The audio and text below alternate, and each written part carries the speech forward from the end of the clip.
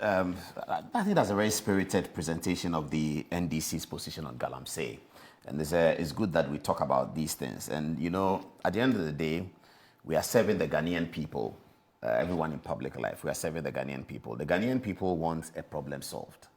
I'm not sure whether they want the problem solved through all of these debates that's going on.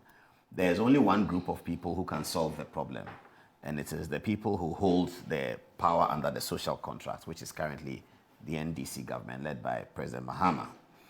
The acting Chief Justice has said to the Bar Conference that the Galamsey has become worse. Civil society have mentioned that the Galamsey have become worse. What does that mean? That means that there was Galamsey in Akufo-Addo's time.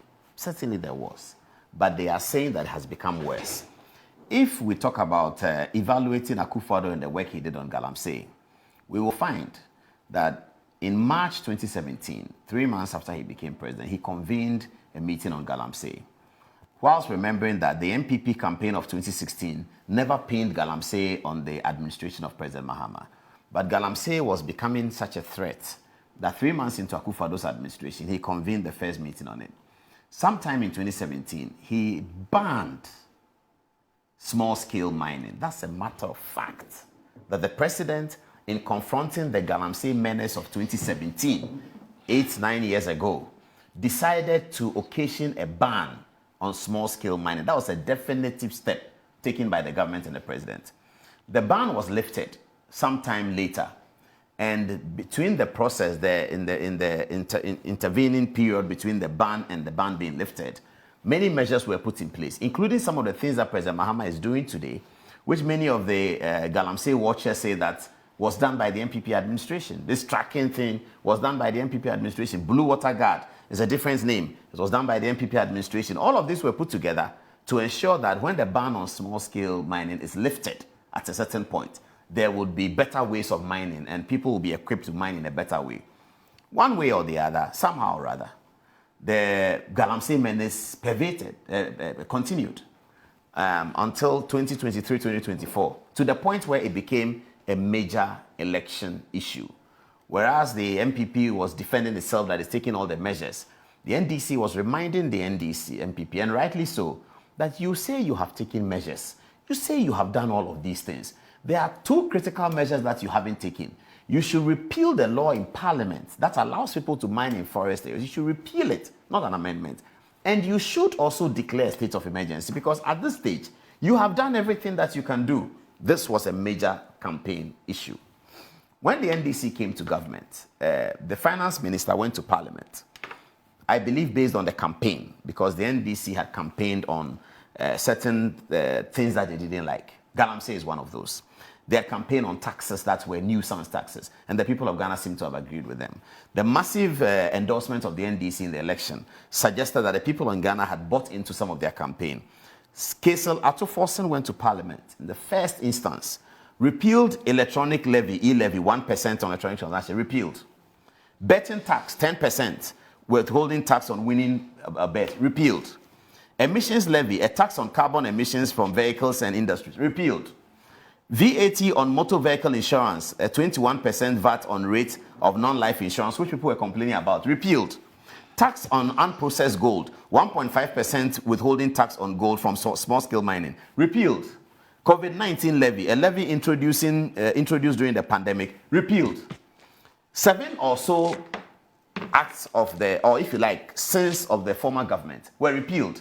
How come that the NDC looked away when it came to the mining sector? This is on the economy sector. The NDC won the elections on the economy, of course, and mining, in terms of Galamsey, was a big deal. How come the NDC went to Parliament and did not repeal the LI, and have not also declared a state of emergency, and have not also demonstrated that a government can actually use 1 week to solve the problem? It is an issue of trust. And as I keep saying, becomes a political question. What is a political question? A political question is a question that cannot be answered by law. No, a question that can be answered by mathematics. It's a question that is answered in the hearts of the people and in the minds of the people. Whether you are telling the truth, whether they can trust you, whether you said this and you are not doing it, those are the matters that form a political question. So fair enough. I mean, the government minister can say and elaborate in a very spirited way, I have to say. what the NDC government is doing about Galamsey. It is true. He's not saying something that's untrue. But the point is, what the NDC is doing had been done by the MPP. And the NDC saw the MPP do these things. And they said that the correct prescription for dealing with this thing is X. They are in power today. Implement X, and it becomes a tussle between the NDC and civil society. It becomes a tussle between Deputy Chief of Staff and Ken Ashigbe. It becomes a tussle between Joy FM Multimedia and apologists of the NDC. It's a political question. I cannot answer it here. I'm not the only, I'm not the 30 million Ghanaian people. The Ghanaian people are 30 million. They make the decision. So that is it. But on the Akonta mining, I just try to confirm this CID report because it could be a dereliction of duty on the part of the NPP government. If the CID had put out a report and, as the minister says, that the government ignored it, I think that we need more information on that because I just texted the former Attorney General Godfrey Dame saying that he's not aware of any such CID report. So it might be useful that if the CID was asked to do a report, or the CID can by themselves investigate anything. If the CID investigated something, it is useful to put it on the table. That one to me has a mining license or had mining licenses. It's very well known. And perhaps that is the reason why the issue is in the courts. And I'm hoping that today his bail conditions are met, etc., etc.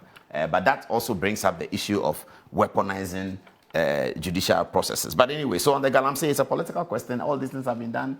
And the NDC said they will be able to solve it. And we are where we are, where important people like the Chief Justice are saying that Galamsey has become worse than it used to be. So that's really a political question for people to answer. After repealing so many laws, perhaps they should have been able to repeal the forest law, which everybody's asking them to repeal, and maybe they should have instituted the state of emergency, which was the Minister Kofi Boa's prescription when he was not Lands Minister. It was also the prescription of Samuel Okudzeto Ablakwa when he was not Foreign Minister, and it was certainly the prescription of Sam Nate George when he was not Communication Minister. Today, these people sit around the cabinet table and they have a different view of the matter, even when Galamsey has become worse, according to the acting Chief Justice.